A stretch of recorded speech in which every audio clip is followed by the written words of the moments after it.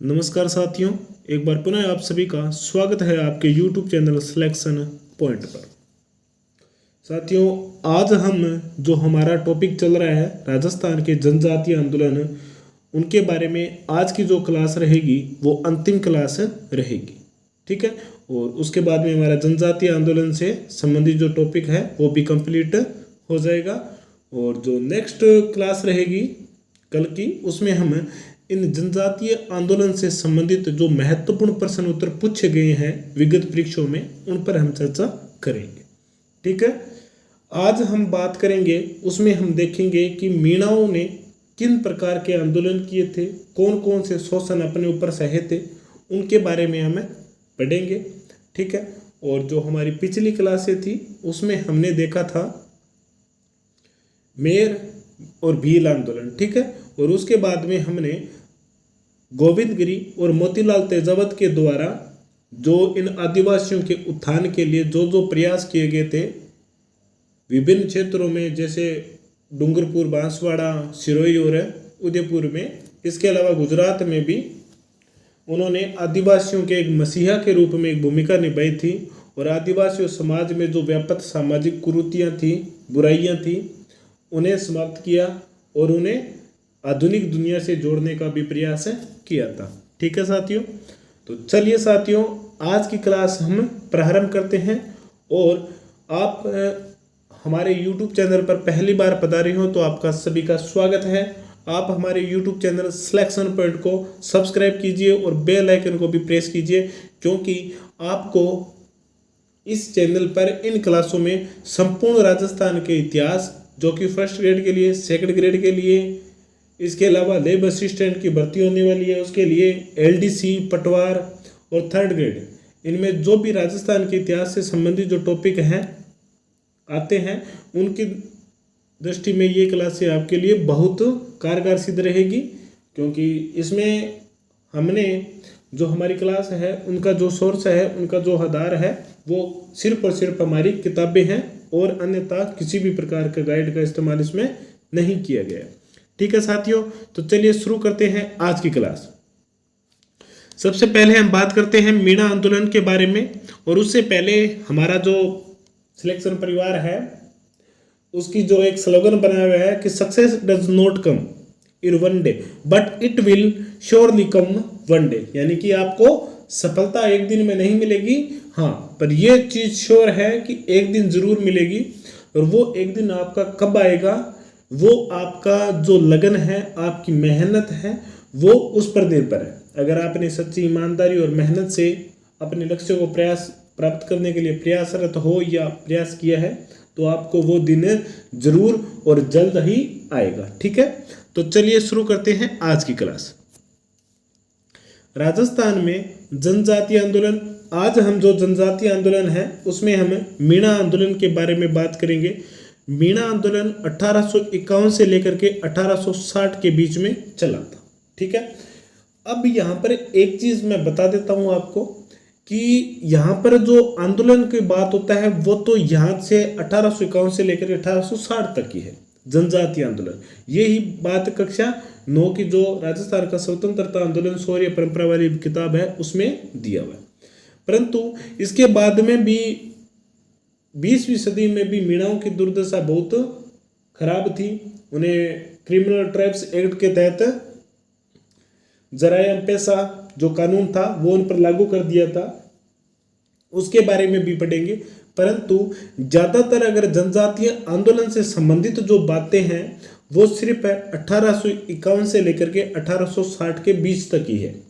ठीक है, तो हम मुख्य रूप से जो मेन चीजें हैं वो 1851 से 60 के बीच में किन किन क्षेत्रों में मीणाओं ने आंदोलन किए थे उनके बारे में पढ़ेंगे। ठीक है, तो सबसे पहले हम देखते हैं कि 1851 में क्या हुआ था। नई भूमि एवं राजस्व व्यवस्था के प्रति अपने रोष प्रकट करने के लिए 1851 में उदयपुर राज्य के जहाजपुर परगने के मीणाओं ने अंग्रेजों के विरुद्ध विद्रोह किया था। आप इसे ही मोस्ट इंपोर्टेंट करते हुए ध्यान में रखना। ठीक है, कि 1851 में मीणाओं के द्वारा उदयपुर के कौन से क्षेत्र में या मेवाड़ के कौन से क्षेत्र में अपने अधिकारों को लेकर के, बढ़ी हुई राजस्व व्यवस्था को लेकर के उनके विरुद्ध में रोष प्रकट करते हुए आंदोलन कब और कहाँ किया था? तो वो हमारा राइट आंसर रहेगा जहाजपुर में। कहाँ पर किया था? जहाजपुर परगने में 1851 में मीणाओं ने आंदोलन किया था। ठीक है, चलिए आगे चलते हैं। इसके बाद में हम देखेंगे कि महाराणा मेवाड़ ने 1851 में जहाजपुर परगने में एक नया हाकिम नियुक्त किया था, जिनका नाम है रघुनाथ सिंह मेहता। इस रघुनाथ सिंह मेहता की क्या विशेषता थी? ये बहुत ही करप्टी था, भ्रष्टाचारी था, स्वयं पर और घर अपनी खुद की जेब भरने में ही ज़्यादा ध्यान दिया था और किसानों का हर प्रकार से उसने शोषण किया था। ठीक है, चाहे वो आदिवासी हो या सिद्धी कोई जाति हो। ठीक है, तो जिससे क्या होगा कि मीणा आंदोलन और ज़्यादा उग्र हो गया। बाद में क्या हुआ कि मेवाड़ के महाराणा को अंग्रेज अधिकारियों के कहने पर रघुनाथ सिंह को पद से हटाना पड़ा था।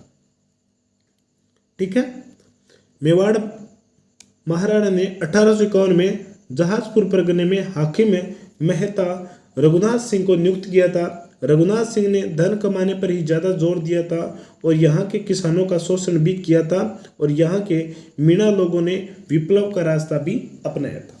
अब ठीक है, अब ये जो बातें हैं ये ज़्यादा परीक्षा की दृष्टि से उतनी महत्वपूर्ण नहीं है। ठीक है, परंतु ये समझ के लिए ज़रूरी है कि मीणाओं ने आंदोलन क्यों किया था।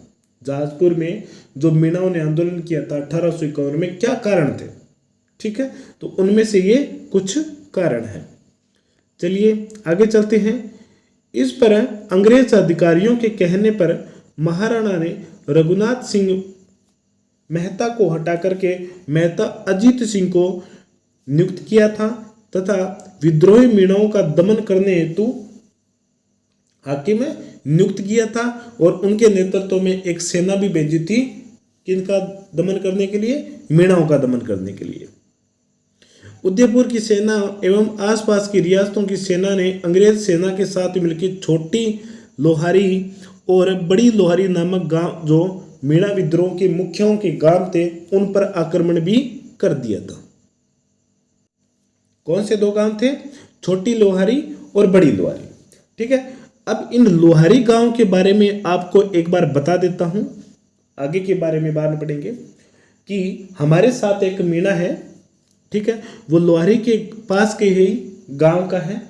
ठीक है, तो इस गांव की क्या खासियत है कि पिछली 3 पीढ़ियों से, इस लोहारी गांव में पिछली 3 पीढ़ियों से लगातार देश की सेना में बहुत सारे व्यक्ति, छात्र उसमें शामिल हुए हैं। लगभग 1500 से अधिक सैनिक मिल सकते हैं आज भी इन गांवों में। ठीक है, और जो भारत पाकिस्तान की युद्ध हुआ था, भारत चीन का युद्ध हुआ था, उनमें भी बहुत सारे सैनिक थे जो इस गांव के थे और वो शहीद भी हुए थे उन युद्धों में। ठीक है, तो इनके लिए वहां पर विजय स्तंभ भी बना हुआ है। ठीक है, इस बात का आप ध्यान में रखना। लोहारी गांव है, ये मीणाओं का प्रॉपरली गांव है और वो वहाँ के जो मीणा है वो 1857 की क्रांति से लेकर के आज तक सैन्य गतिविधियों में जुड़े हुए हैं। प्रारंभ में अपने अधिकारों के लिए और बाद में आज़ादी मिलने के बाद में अपनी देश की रक्षा हेतु तो उन्होंने बहुतों ने प्राणों का न्यौछावर भी किया था और आज भी सेना में तैनात है। ठीक है, तो उदयपुर की सेना के आसपास की रियासतों ने अंग्रेज सेना के साथ छोटी लोहारी और बड़ी लोहारी गांव में मीणाओं के विद्रोह के जो मुख्य गांव थे उन पर आक्रमण किया था। किसके नेतृत्व में? अजीत सिंह के नेतृत्व में। ठीक है, चलिए आगे चलते हैं। इस सेना ने दोनों गांवों को नष्ट कर दिया था। ठीक है, कौन से दो? छोटी लोहारी और बड़ी लोहारी। इन दोनों गांवों को नष्ट कर दिया था। इस पर अपने परिवार के साथ मनोहरगढ़ एवं देवखेड़ा की पहाड़ियों की ओर बढ़े थे तथा अपना सुरक्षित स्थान भी प्राप्त किया था। जिस प्रकार 1881-82 में बारापाल में बिल्लों पर राजकीय सेना ने आक्रमण किया था तो वो पहाड़ी क्षेत्र की ओर सुरक्षित स्थानों पर चले गए थे। उसी प्रकार जब मेवाड़ के शासक ने अपनी राजकीय सेना अजीत सिंह मेहता के नेतृत्व में भेजी थी तो बड़ी लोहारी और छोटी लोहारी के गांवों को नष्ट करने के बाद में जो मीणाई बच्चे थे वो अपने परिवारों के साथ मनोहरगढ़ और देवखेड़ा की पहाड़ियाँ हैं, वो सुरक्षित स्थान है, वहाँ पर चले गए थे। और ये देवखेड़ा नाम है ना, इसका मूल नाम देवों का खेड़ा है, ठीक है। इसका मूल नाम देवों का खेड़ा है। जो मेरा दोस्त है वो इसी गांव का है, ठीक है साथी हैं।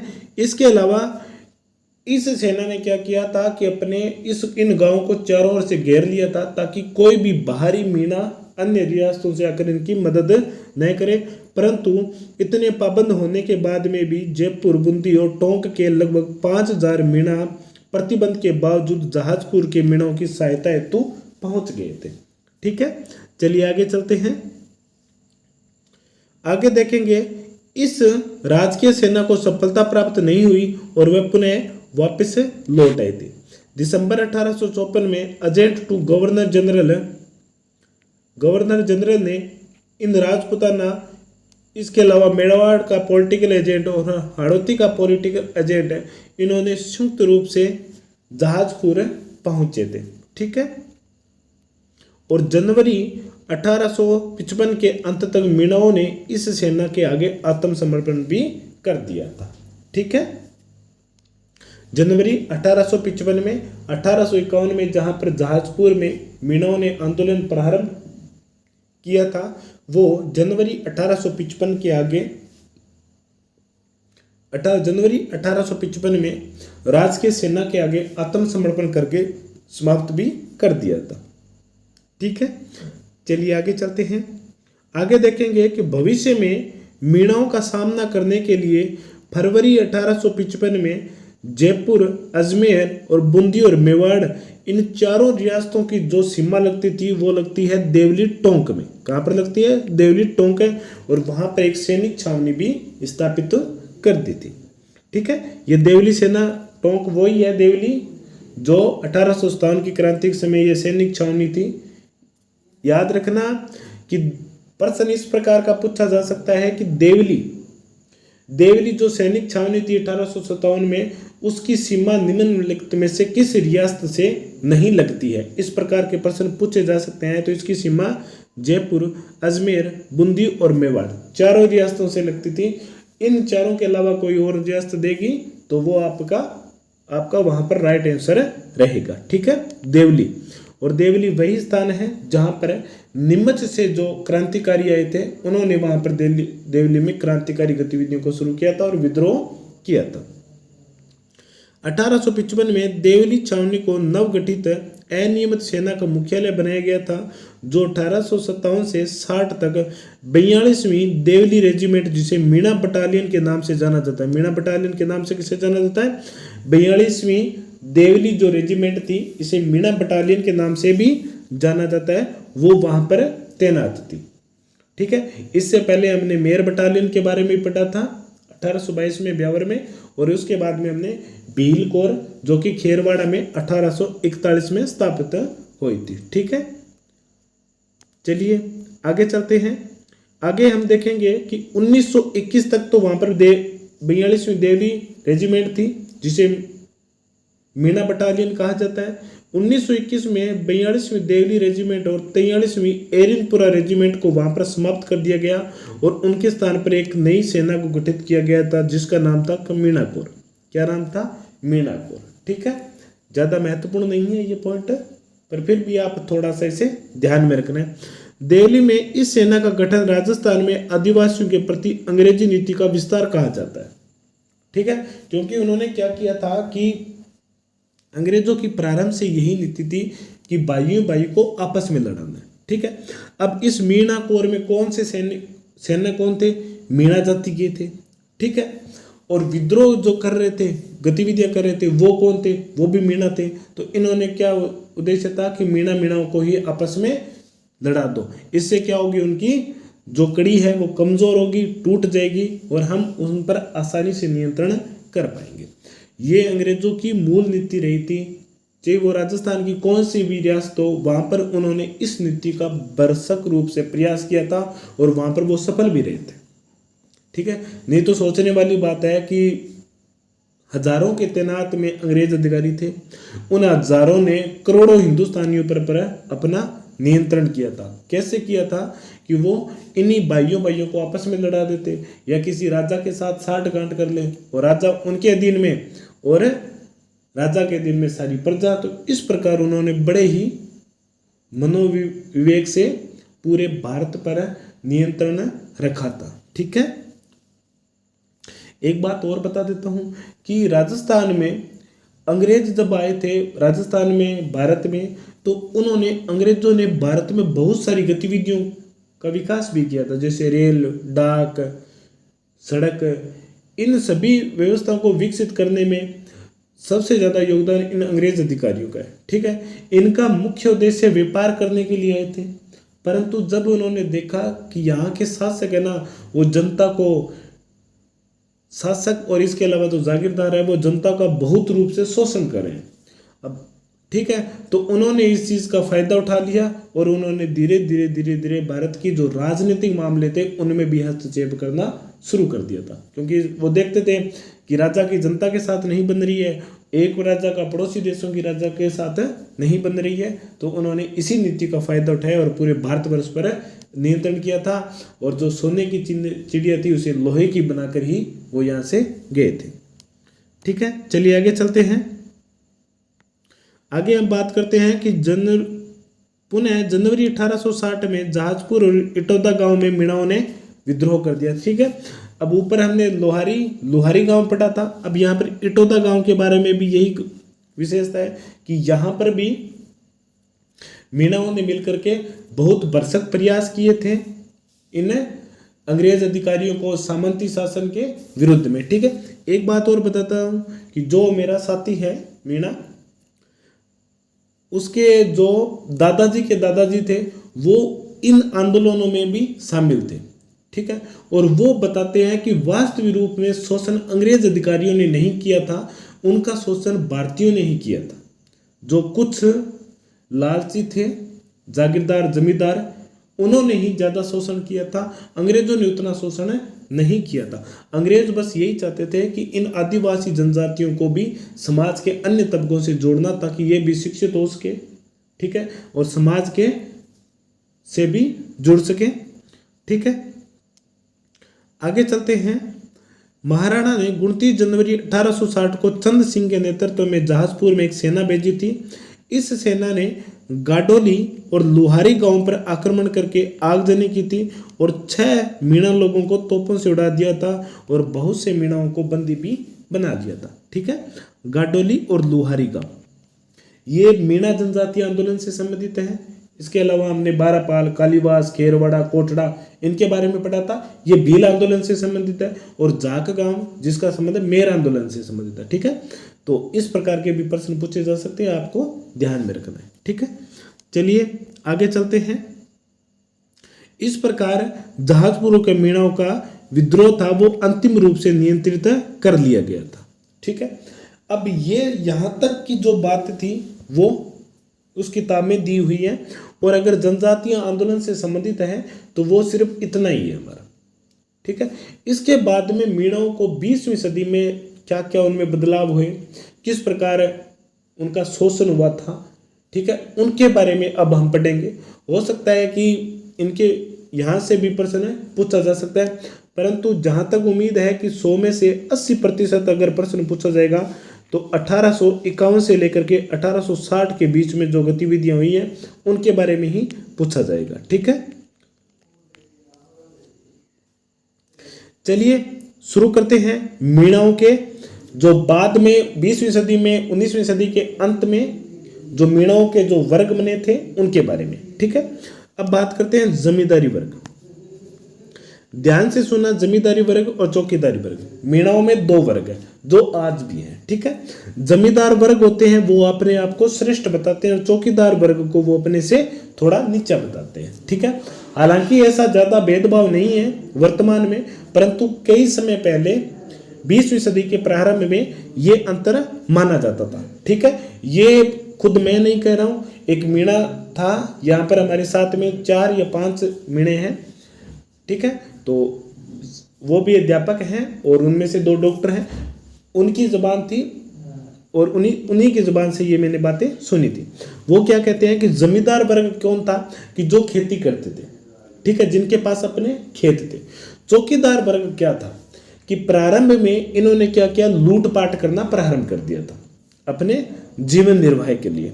बाद में इनकी पद्धतियों को देखते हुए क्या हुआ कि वहाँ के जो रियासत के शासक थे, जागीरदार थे, जमींदार थे, सामंत थे, उन्होंने क्या किया कि इनकी शक्ति को सही दिशा में लाने के लिए इन्हें ही उन्हीं गांव का रखवाला बना दिया, ठीक है, और उन्हीं गांव का रखवाला बनाकर उन्हें चौकीदार नियुक्त कर दिया था कि ज्यादातर क्या करते थे, हर गांव में ये चोरी करते थे, ठीक है। ये जो नीम का थाना सिक्कर है, ये यहाँ के गांव की इतनी खासियत है कि वो पहले दिन किसी भी घर में जाते थे और कहते थे कि भैंस आपकी बहुत अच्छी है, गाय आपकी बहुत अच्छी है, गाड़ी आपकी बहुत अच्छी है, पर इसे संभाल के रखना, ठीक है।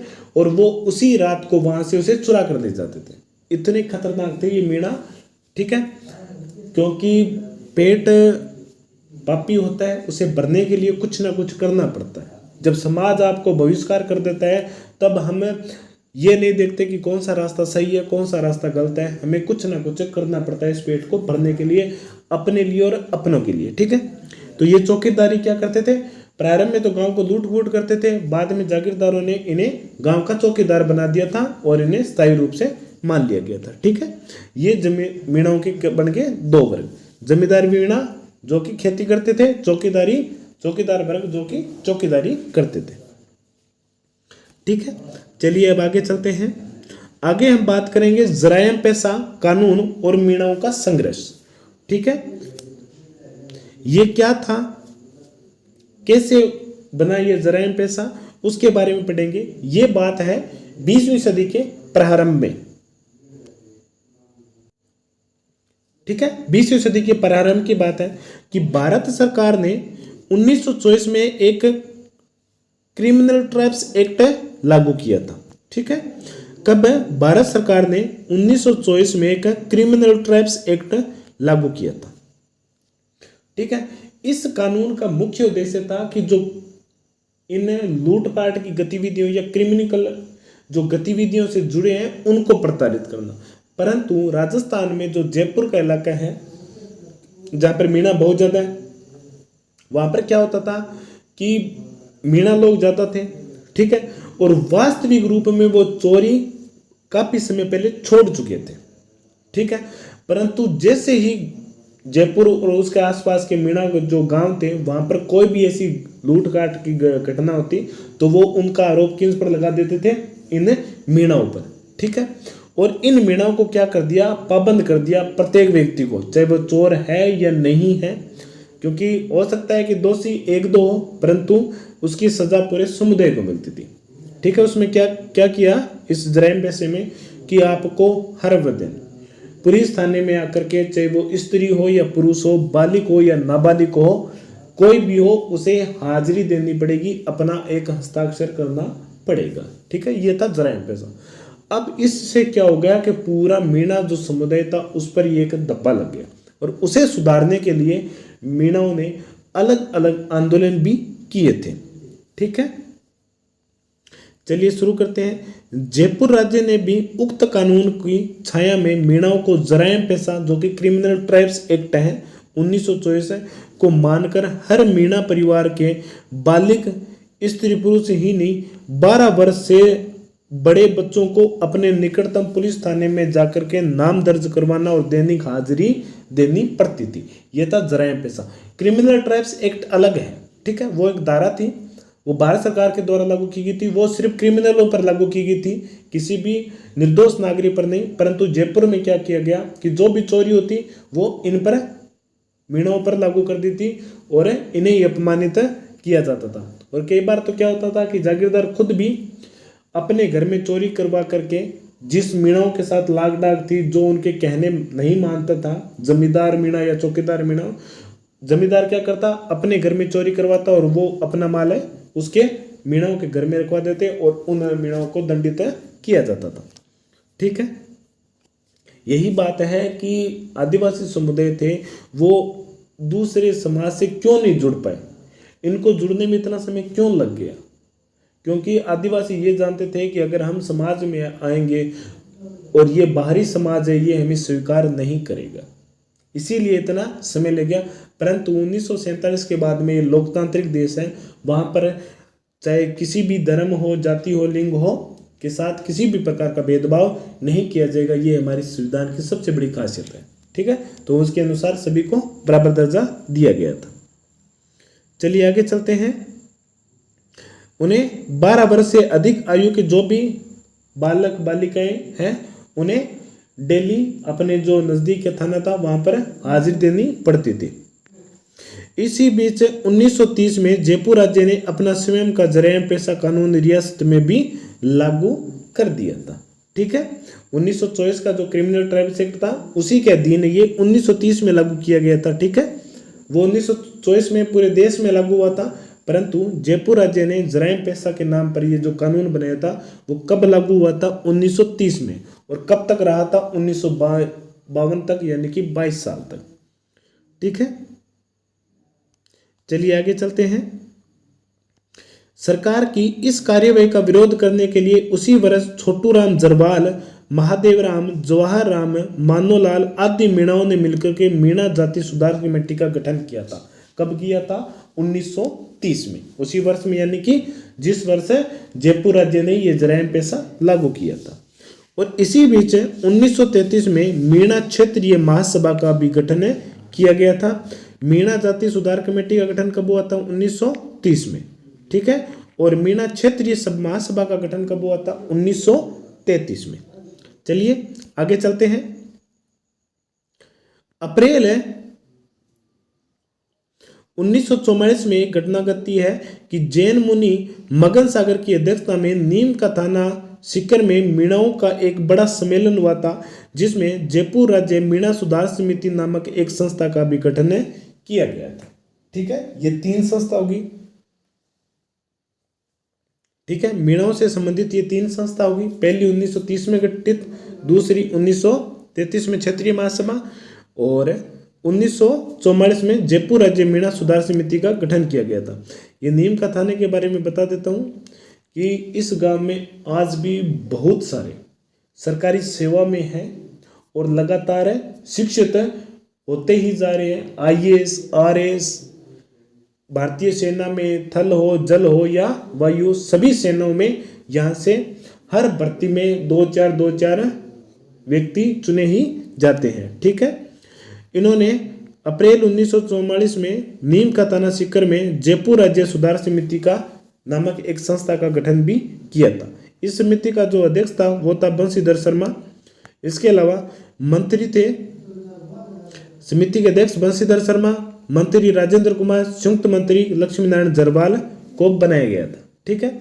इस समिति की 3 मुख्य कार्यक्रम थे 3 सूत्री कार्यक्रम। वो कौन कौन से थे उनके बारे में देखते हैं। पहला था कि मीणा समाज में जो व्यापक बुराइयां हैं उनको समाप्त करना, ठीक है। कि मीणा समाज में जो बुराइयां व्यापक है उनको समाप्त करना। बुराइयां वही है कि वो आज भी पुरानी रूढ़िवादी विचारों को अपना रहे हैं, ठीक है, तो उनको समाप्त करना। दूसरी कि चौकीदारी प्रथा को समाप्त करना।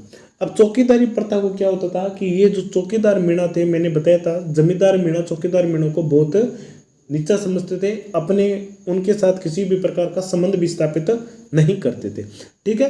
प्रारंभ में मीणा एक ही थे, अलग अलग नहीं थे, परंतु जिनके पास जमीन थी वो जमींदार बन गए और जिनके पास जमीन नहीं थी वो चौकीदार बन गए थे, ठीक है। तो इस चौकीदारी प्रथा को समाप्त करना भी इस समिति का मुख्य उद्देश्य था, ठीक है। इसके अलावा जरायम पेशा जो कानून था उसके विरोध में था और इसे भी समाप्त करना इस समिति का मुख्य उद्देश्य था। जयपुर राज्य मीणा सुधार समिति, जिसकी स्थापना अप्रैल 1944 में जैन मुनि मगन सागर के द्वारा की गई थी, नीम का थाना सीकर में, ठीक है।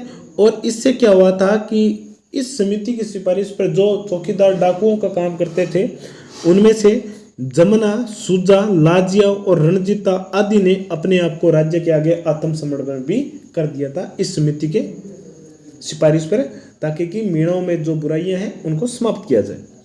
इसी समिति ने अप्रैल 1945 में माधोपुर, जो कि सीकर में है, राज्यव्यापी आंदोलन करने का निर्णय किया था। और इस आंदोलन में जो जयपुर राज्य मीणा सुधार समिति के जो संयुक्त मंत्री थे लक्ष्मी नारायण जरवाल को आंदोलन का संयोजक भी नियुक्त किया गया था।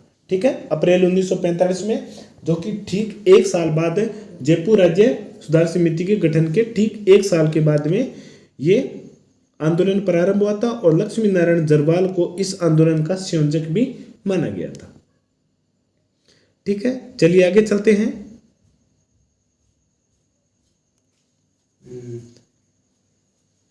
इसी समिति में जरवाल को गिरफ्तार करके उसे भारी यातना दी गई थी। इस पर मीणों के द्वारा जगह जगह पर सभा की गई थी और जरवाल को अंत में 17 मई 1945 को रिहा भी कर दिया था। कुछ समय के लिए, महीने के लिए उन्हें जेल में बंद किया गया था।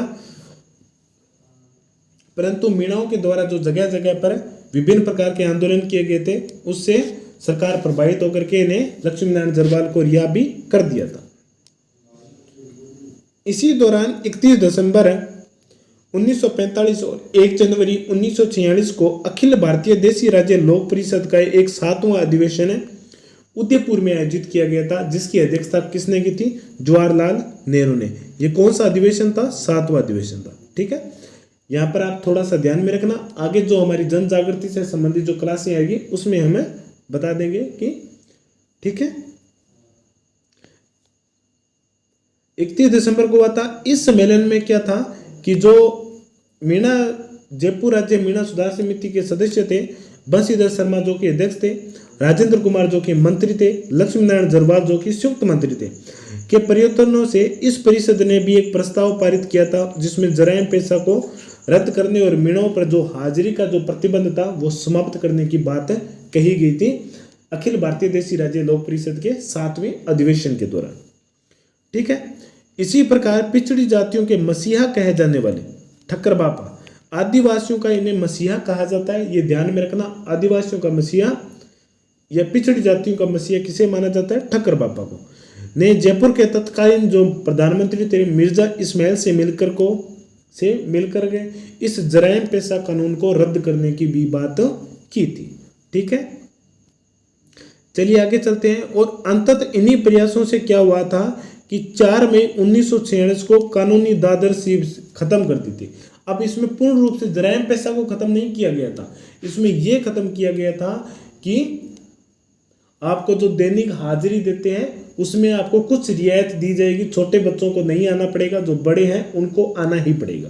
ठीक है, इससे क्या होगा कि मीणों को पूर्ण रूप से संतुष्टि नहीं मिली और उन्होंने 3 जुलाई 1946 को एक घोषणा के द्वारा राज्य सरकार से ऐसे सभी मीणों को जराइम पेशा कानून के अंतर्गत रजिस्टर करवाने से मुक्त कर दिया जिन्होंने आज तक कभी भी कोई अपराध नहीं किया था। क्योंकि जराइम पेशा जब 1930 में लागू हुआ था उसमें पूरी की पूरी एक जाति शामिल थी और यह भारतवर्ष का एकमात्र ऐसा कानून था जिसमें पूरी की पूरी एक जनजाति को शामिल किया गया था और उसमें हर व्यक्ति चाहे वो दोषी हो या निर्दोषी हो उसे अपराधी की नजर से देखा जाता था। जैसा कि अंग्रेज सरकार ने रोलेट एक्ट लागू किया था तो उसमें तो किसी एक जाति का विशेष नहीं था, उसमें यह था कि संपूर्ण भारतीय। ठीक है, परंतु इस जराइम पेशा में क्या था कि सिर्फ और सिर्फ एक जनजाति को शामिल किया गया था, वो कौन सी थी? मीणा। ठीक है, 3 जुलाई 1946 को घोषणा की थी। ठीक है, और जिसे स्वीकार भी कर लिया गया था। उन्होंने धीरे धीरे इस कानून को समाप्त करने के लिए प्रयास किया। अगले प्रयास में उन्होंने क्या किया कि 20 जुलाई 1946 को मीणा सुधार समिति ने मांग की थी कि जिन मीणाओं ने पिछले 10 वर्षों में कोई भी अपराध नहीं किए उन्हें जराइम पेशा से मुक्त करवाया जाए। ठीक है, और उसके बाद में 10 अगस्त 1946 को सरकार ने मांग को स्वीकृति प्रदान कर दी, जिनमें पिछले 10 वर्षों में से कोई भी अपराध नहीं किए उन्हें जराइम पेशा से मुक्त कर दिया जाए। ठीक है, अब इसमें सभी भी आज भी उस समय तत्काल में अगर देखा जाए तो सभी को जराइम पेशे से मुक्त नहीं करवाया गया था 1946 तक। ठीक है, यह पूर्ण रूप से 1952 में जाकर ही समाप्त हुआ था, परंतु कुछ रियायतें देगी।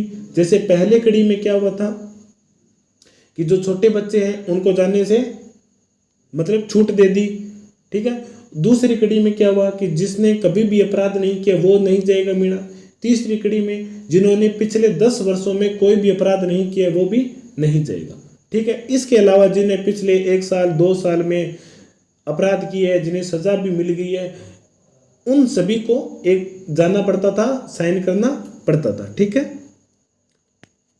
इसी बीच क्या हुआ था, 28 अक्टूबर 1946 को 28 अक्टूबर 1946 को बागावास में, ठीक है। अब ये बागावास शब्द है, ये मीणाओं से संबंधित है, और जबकि बारापाल जो शब्द आया था वो भीलों से संबंधित है। मैं गांव को एक बार पुनः बता देता हूं। बारापाल, जाग का संबंध किससे है, जाग है, वो मेर से है। ठीक है। बारापाल, कालीवास, कोटड़ा, खेरवाड़ा, इनका संबंध किससे है, भीलों से। छोटी लुहारी, गाडोली, इटोदा, बागावास, नीम का थाना, इनका जो संबंध है वो किससे है, मीणा आंदोलन से। ठीक है।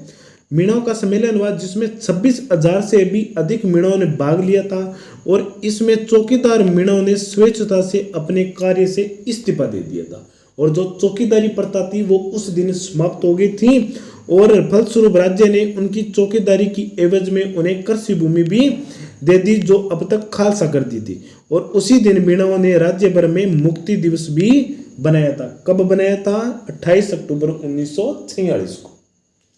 जो प्रथा शुरू में 20वीं सदी के प्रारंभ में शुरू हुई थी वो 28 अक्टूबर 1946 को समाप्त हो गई थी। चौकीदार नाम का जो मीणा जो वर्ग था वो समाप्त हो गया था।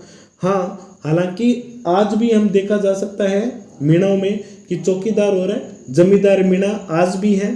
हालांकि उनके पास जमीन भी है, लेकिन फिर भी ये फर्क आज भी बना हुआ है कुछ समाज में। ठीक है। और उनमें वो वैवाहिक संबंध और किसी भी प्रकार के संबंध भी नहीं होते हैं। फलस्वरूप राज्य ने उनकी चौकीदारी के एवज में दी गई कृषि भूमि को खालसा घोषित कर दिया, और उसी दिन मीणाओं ने राज्य भर में मुक्ति दिवस भी बनाया था, 28 अक्टूबर 1946 को। ठीक है। चलिए आगे चलते हैं। मीणाओं के लगातार प्रयत्न से राजस्थान की विभिन्न रियासतों में 1952 में पूर्ण रूप से जराइम पेशा कानून को समाप्त कर दिया गया था। ठीक है। यहाँ पर आकर के मीणाओं को समाज के अन्य तबकों के बराबर रखा गया था, और जो कानून एक जाति विशेष पर जयपुर सरकार के द्वारा 1930 में लगाया गया था, जराइम पेशा, जो कि क्रिमिनल ट्राइब्स एक्ट 1924, जो कि भारत सरकार के द्वारा लगाया गया था क्रिमिनलों पर, सिर्फ अपराधियों पर, उस कानून को 1952 में लगातार आंदोलन करते रहने पर भारत सरकार और राजस्थान सरकार ने उसे पूर्ण रूप से समाप्त कर दिया था। ठीक है साथियों, ये थी हमारी आज की क्लास। आज की क्लास में हमने क्या देखा, आज की क्लास में हमने मीणाओं के जो जनजातीय सुधार आंदोलन हुए उनके बारे में पढ़ा था। सबसे पहले जो महत्वपूर्ण पॉइंट था जहाजपुर के किसानों के बारे में, उसमें आपको ध्यान में रखना है। एक बार जल्दी जल्दी हम इस क्लास को रिवीजन कर लेते हैं। ठीक है। मीणाओं का जो मूल रूप से जनजातीय आंदोलन है वो 1851 से 60 है। सबसे पहले जहाजपुर में मीणाओं ने एकत्रित होकर के जो जागीरदार थे शासकों के विरुद्ध आंदोलन छेड़ा था। ठीक है।